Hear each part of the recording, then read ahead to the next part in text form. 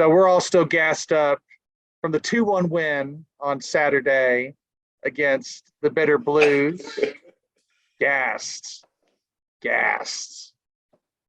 And, everyone wants to talk about, Rashi was offside, this and that. Hey, the flag stayed down. The flag stayed down. He didn't touch the ball. And did he really put off Kyle Walker, or is Kyle Walker just shit? Really? Like, let's be honest with ourselves. What do they tell you when you start playing when you're a little kid? Play to the whistle. Don't stop playing. If you stop because you think your guy's offside, that's on you. It's on you. Maybe he was offside. I don't fucking care. If I was a neutral, yeah, I think he's offside. You know how many times calls go against everybody? Go ahead, Bandito. I'm gassed. I'm still gassed about the game.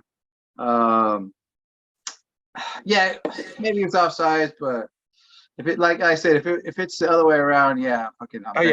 Pep's not saying a word, right? If that's Haaland doing that, or if that's Keira Knightley doing that, he's got no words. Yeah, I think what we did, and it kind of came out of nowhere, right? Like we were, they really took control of the game in the second half. They brought in Kyle Walker, and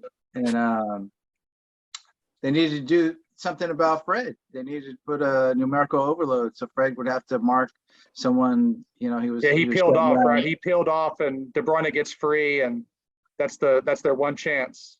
Right.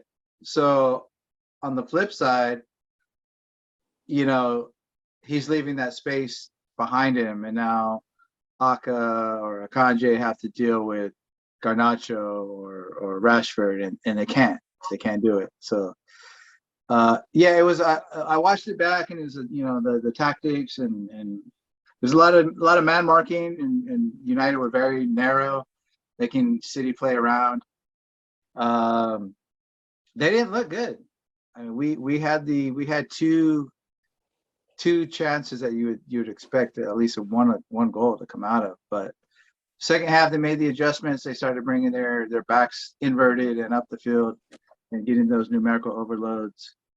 And with Martial coming off, we didn't have a target man, and we looked a little shaky. But what about the mettle of those boys? To keep fighting. It's just great to see. It's like the old United. It's impressive to see. Oh, go ahead. I was just going to say that, and Garnacho coming on turned the game on its head, right? All of a sudden, we looked 10 times more dynamic. He gets the ball. He doesn't say, I need to keep possession, or is this the highest percentage play? He just wants to take the defender on and get behind him. And, he got a little lucky with the deflection and getting the ball back, but then I see everything going our way because we were the aggressor. I feel like in some games when it's like rivalries like this, it's the team who goes at it the hardest and says, you know what, this is our moment right now. Let's go get it. That type of attitude. I think it's our gaffer who preaches character, discipline, and being there for each other. I think he really has these guys saying, like, listen, you don't have to do it by yourself. He's going to help you. He's going to help you. He's going to be here. Trust. When we on a break, there's going to be spacing.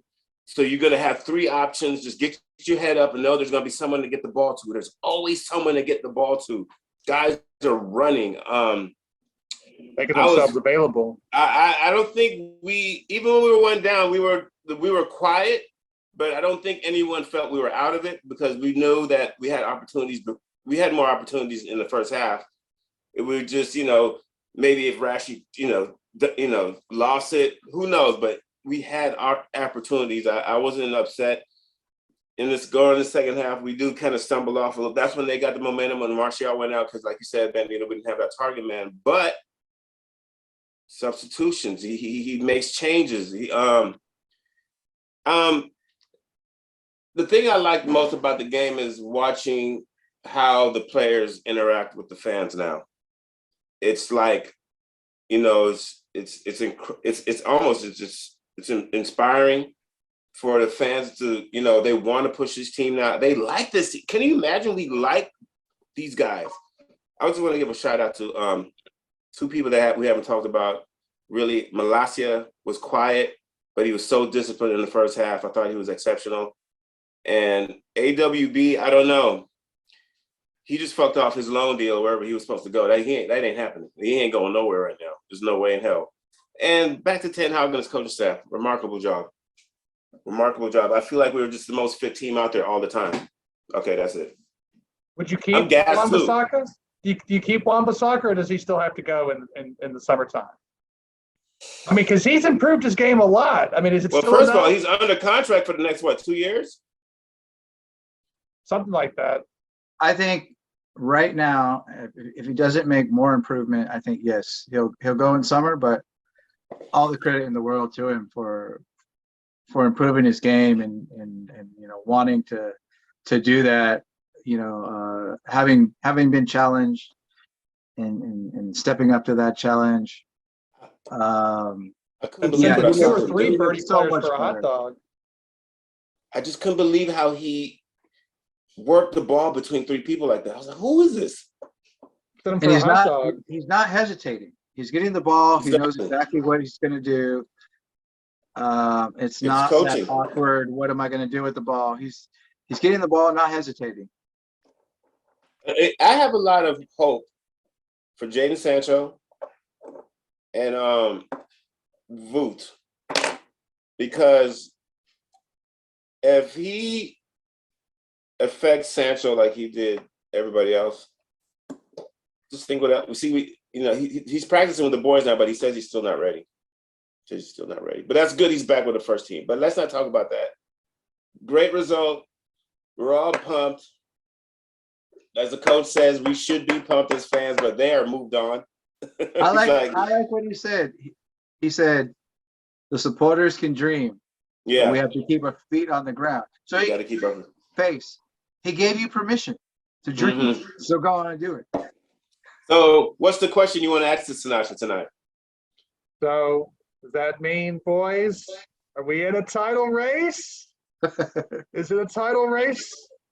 Yeah, Saturday. I didn't want to say it. I was just like, I don't want to talk about where we are in the table or who we're playing next or any of that. I just want to enjoy that match for what it is. But now that we've had some time, I mean, we're 9 points off of Gooners. So I think if we get the 3 points on them, if we get the 3 points, Palace, we get the 3 points, that's, maybe we're 6 points. I think then you can start to say, yeah, we're in the picture. The great Andy Tate is saying we're already in. Come to run in. There's a lot of people say we're already in. There's a lot of people say right. Think about this. As far as it's been, the last 10 years or so, how close have we been, to a title race in January within that time frame? I mean, there's not too many times. I mean, even the times we finished second under Mourinho, under Ollie, we were still double-digit points off the leader, no matter who it was. And so now we're finally within striking distance, for the first time in a long time. I remember we were top of the league for 12 hours under Ollie. Yeah. And then it was a glorious 12. City went on one of these runs, 15 wins in a row or something like that. So, and until we get a little later in the season, like I said, yeah, this is a proper title challenge. Right now, we're overachieving, but we're one injury from a key player to looking like an average side, and that's the reality of the depth of the squad. So, would you say that Arsenal is in that same boat, that they're overachieving? Because I'm still surprised that they're as big a gap as they've got right now. They're overachieving, but they are proven right now. They're the ones we're chasing, so we can't discredit that. Arteta has done a fine job. I know that there was. I think they were screaming Arteta out more than we were screaming Ali out. So it was I don't know if I really said Ollie out. I was just thought we needed to back him differently. But now we know what was going on behind. Let's not get into all that. But yeah, they're on pace to get like 100 and something points, right? Yeah. It's not like back in the 90s when it was like, 70 some points and you're flying. That was enough. Yeah, but even back in those days, the top 4, top 6 were separated by just a handful of points amongst themselves, right? We'd win the title by 1 point, or we'd lose a title by 1 point, or you win a title by 4 points or 3 points or whatever. Like we were talking about at the pub, speaking of offside, remember when we were playing Chelsea at Old Trafford and Didier Drogba was about 10 light years offside? Bro, flag stays there's a down, million of those stories. and we lose there's a the million of Premier those League. stories. 1 point. There's a million of those stories. There's no need to explain to any motherfucker why we are okay with the win, okay? Because I'm gonna tell you why I'm okay. Because all we did was tie the game. They still could have scored and went ahead, but they still let this get to them, and then we took advantage. We took the opportunity. I mean, it's our fault that you guys got so shell shocked off a bad call that you're like, oh my God, what are we gonna do? That just shows you're cracking up. The city's cracking up. The city's cracking up.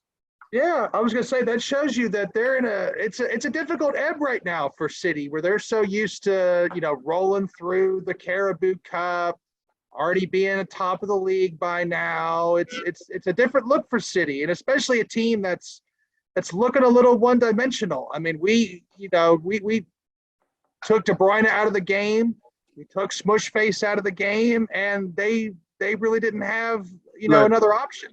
Look, this is what City do and what they've been doing.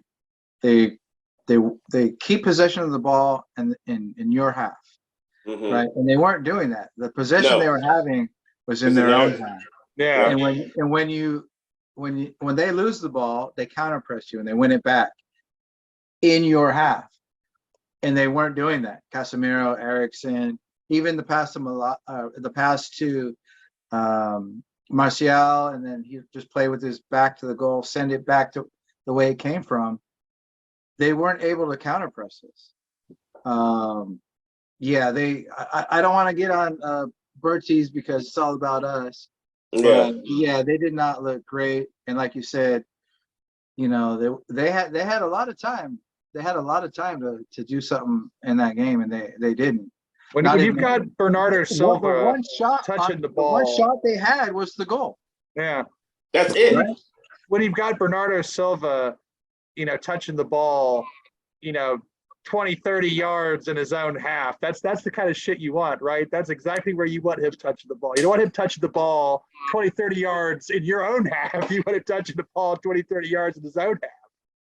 So United, we're boiling piss. That's what we do. We love it. We love it. Especially now, we've got to be the piss boilers. All right, so moving on to the midweek, they've kind of threw this one at us that we're playing Palace. Last week. The makeup from this was from the Queen's passing, correct? This particular game, because you still have Leeds to make up. That's not been we have confirmed. two. I don't want to make a lot of excuses, but it's interesting that Arsenal also has a makeup match against Everton that needs to be played, and they are not scheduled to play that particular game. So whereas we have a midweek, fixture, they've got a full week until Sunday to prepare. Yeah, so if you remember, United, it was 2 games that we got postponed. So like you said, it's this away and then the Leeds at home, and that Leeds at home, if we don't have a second tie in FA Cup, then that'll be that fixture. But we all know we're gonna advance the FA Cup, right? That fixture's gonna keep getting pushed. Is it ready? Yes. So let's talk about Palace. What do they want to do? What do they offer? What I watched, they're very sloppy at the back. They give up a lot of set pieces. Zaha is a threat. He's always been a threat, but I think we'll have enough defense for him. I actually don't. It's the thing when people play us, they turn up, but to me, they remind me of Everton in a way, defensively. Offensively, they show you stuff, but defensively, there's no effort. There's a lot of guys walking around, a lot of guys not taking responsibility. I personally think that we're gonna batter them, but we're gonna do them. Yeah, I personally think we will. Even if we sack Casemiro, because we have 2 guys on red card. I mean, if they get another yellow, they're out. That's Fred and Casemiro. So why risk him missing Arsenal? But you know it's going to happen. The gaffer says I always play the strongest team possible. So I think we should sit Casemiro, let Fred or Scotty play with Bruno and Eriksson. So it'd be either Scotty or Fred, not both of them. You got me? With Fred, because that'll work out. I think Fred has got a little more trust. Oh, he's looking comfortable on the ball. He's distributing the ball. I think it's a lot easier. It's a lot easier for him when you got Casemiro instead of McTominay next to you. Because Casemiro knows if Fred's gone, he knows I got to go watch this aerial here because Fred's chasing De Bruyne all over the place. But go ahead. It has to be said that his workload, the lighter workload, is also to his benefit, right? He's not having to play every game, so we can maximize. Right. When we have him out there, we can maximize his ability. And not stretch him too thin. Not pigeonhole him into being a 6 when he's not really a 6. Yeah, he's high. He gives you high energy, crashes around, pesters their He's a smaller version of Scott McTominay. To be honest with you, think about it that way. He's a smaller version of Scott McTominay. They have very similar styles. I mean, Scott's not got all the Brazilian skills, but it's 2 players that love to go around and crash into shit. And that's probably why they don't play as well together, because you can't have 2 Crash Bandicoots out there. Yeah. I think the biggest question is who we're going to have up front. So Martial. Be Veghorst. Good to say that, isn't it? It felt good to say that, didn't it? Did it feel good to say that? Oh, we got another striker. Voot, there it is. Voot, there it is. So Voot's going to be up there. It's got to be Voot. And then he won't start him though. I think he starts, and I think you go. I think Anthony, because I think he needs to start, right? Anthony has 6 goals. A quiet 6 goals. As much as we saying that he could do more because we watch him every week. Well, and the price tag is ridiculous. It's not his fault.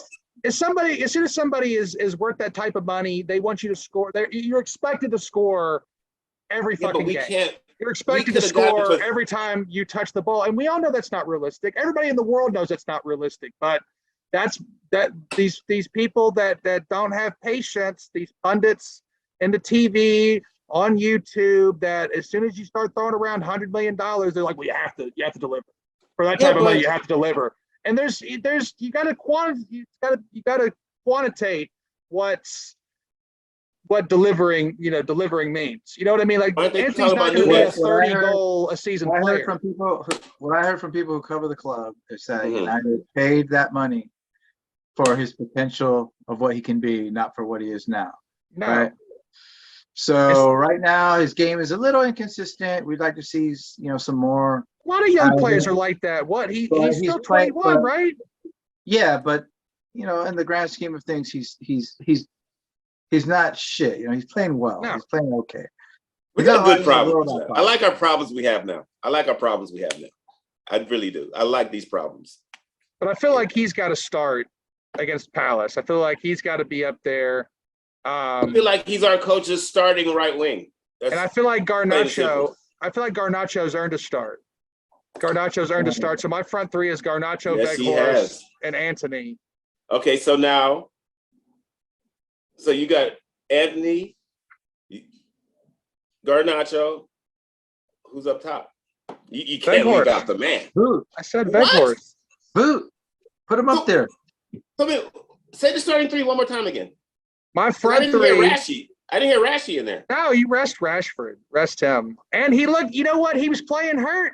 He came off hurt. Oh yeah, good point. He played hurt and got it done. You know what I mean? And there's not a lot of players that'll do that. And my bad. I don't want to speak any names. That's an excellent point. I think that top 3 is good enough to beat. I know. defense. I know Face would play hurt. That's for sure. Yeah, I would. Face has played with concussions.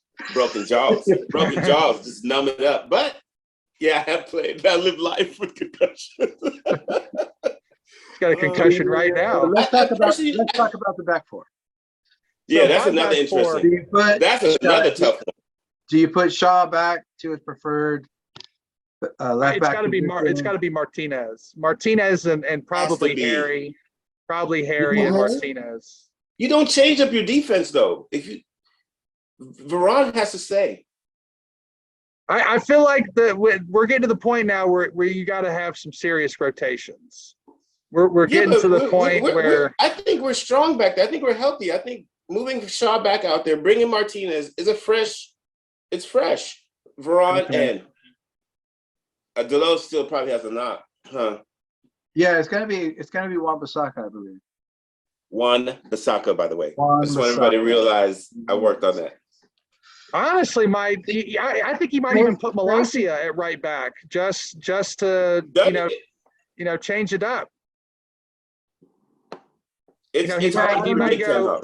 I could see him going Malacia at right back, Shaw at left back, and then doing Martinez and Maguire as the center halves. I could see that happening. I don't see him benching Aaron Wan-Bissaka right now. If it ain't Delo, I don't see him not playing.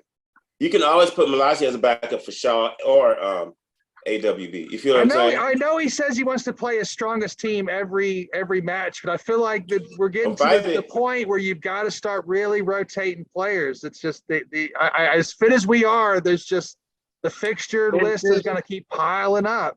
Is this the right time? You've got to get Martinez back in regular games, playing full 90.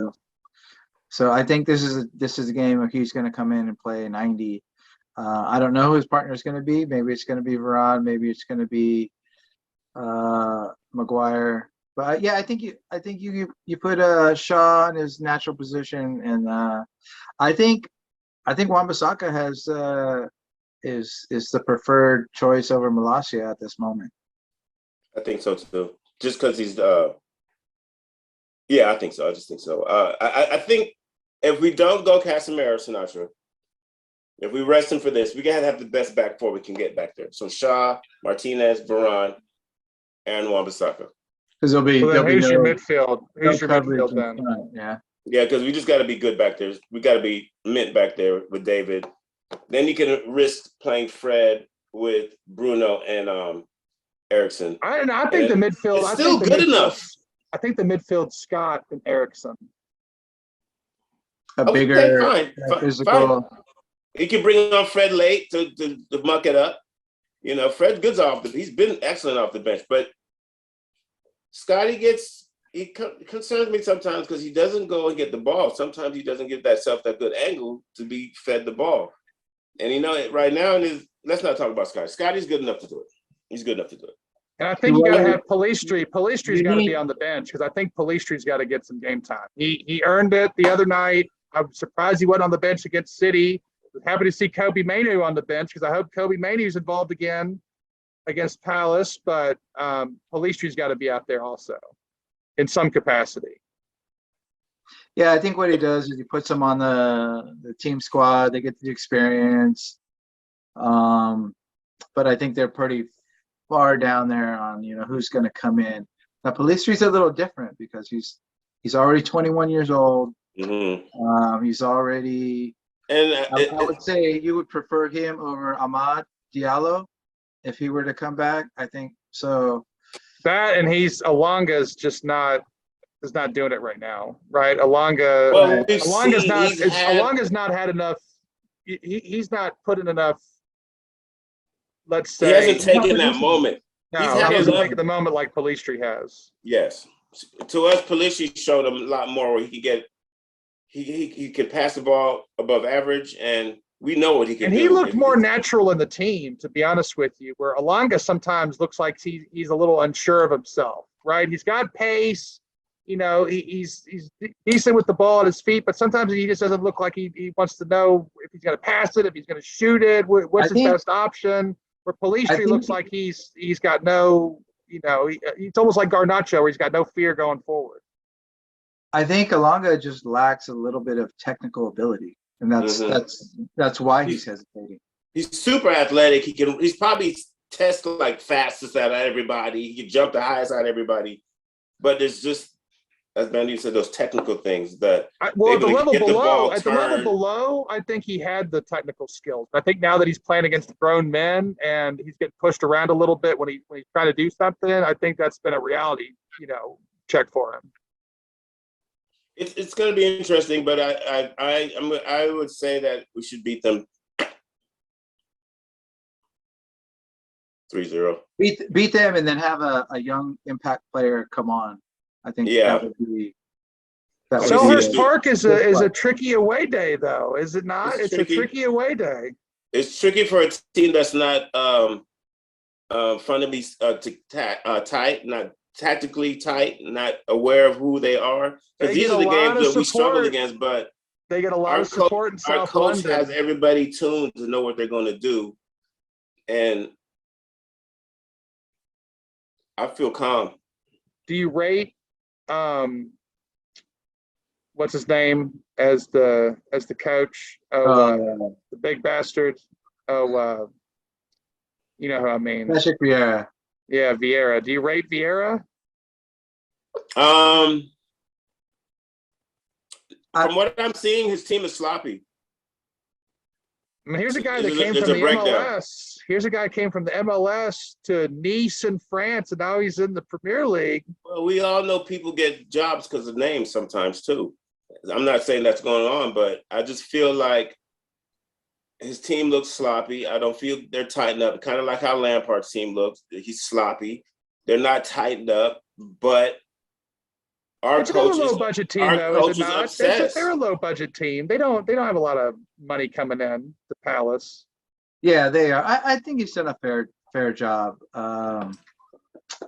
Yeah, I think it might be a little unfair to compare him to Frank or Steven Gerrard. There's no Ollie. Ollie went on a 15-game win. Ollie got his team the second once. There's no Ollie. They're not United caliber gaffers, is what I'm trying to say. But for the teams that they play for, I feel like they're still sloppy. I feel like tactically we are just we know too much what we want to do, and this is a game where we could do some rotation, but not in the back four. I think we're going to put the best back four possible. I still think it's a tricky tie. What?